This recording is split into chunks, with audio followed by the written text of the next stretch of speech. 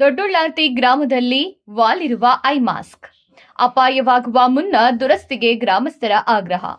ಚಳ್ಳಕೆರೆ ತಾಲೂಕಿನ ದೊಡ್ಡುಳ್ಳಾರ್ತಿ ಗ್ರಾಮದಲ್ಲಿ ಸಫಾಯಿ ಕರ್ಮಚಾರಿಗಳ ಅನುದಾನದಡಿ ಸುಮಾರು 5 ಲಕ್ಷ ವೆಚ್ಚದಲ್ಲಿ ನಿರ್ಮಿಸಲಾದ ಐ ಮಾಸ್ಕ್ ವಿದ್ಯುತ್ ಕಂಬವು ವಾಲಿರುವುದು ಸಾರ್ವಜನಿಕರಲ್ಲಿ ಆತಂಕಕ್ಕೆ ಕಾರಣವಾಗಿದೆ. ಪ್ರಸ್ತುತ ಕಂಬವು ಅಪಾಯಕಾರಿಯಾಗಿ ವಾಲಿದ್ದು, ಮಳೆ ಹಾಗೂ ಬಿರುಗಾಳಿಯ ಸಂದರ್ಭದಲ್ಲಿ ಯಾವುದೇ ಕ್ಷಣದಲ್ಲಿ ನೆಲಕ್ಕುರುಳುವ ಸಾಧ್ಯತೆ ಇದೆ ಎಂದು ಗ್ರಾಮಸ್ಥರು ಆತಂಕ ವ್ಯಕ್ತಪಡಿಸಿದ್ದಾರೆ. ಕಂಬವು ಬಿದ್ದರೆ ಸಾರ್ವಜನಿಕರಿಗೆ ಹಾಗೂ ಸುತ್ತಮುತ್ತಲಿನ ಆಸ್ತಿಪಾಸ್ತಿಗಳಿಗೆ ಹಾನಿಯಾಗುವ ಸಾಧ್ಯತೆಯೂ ಇದೆ.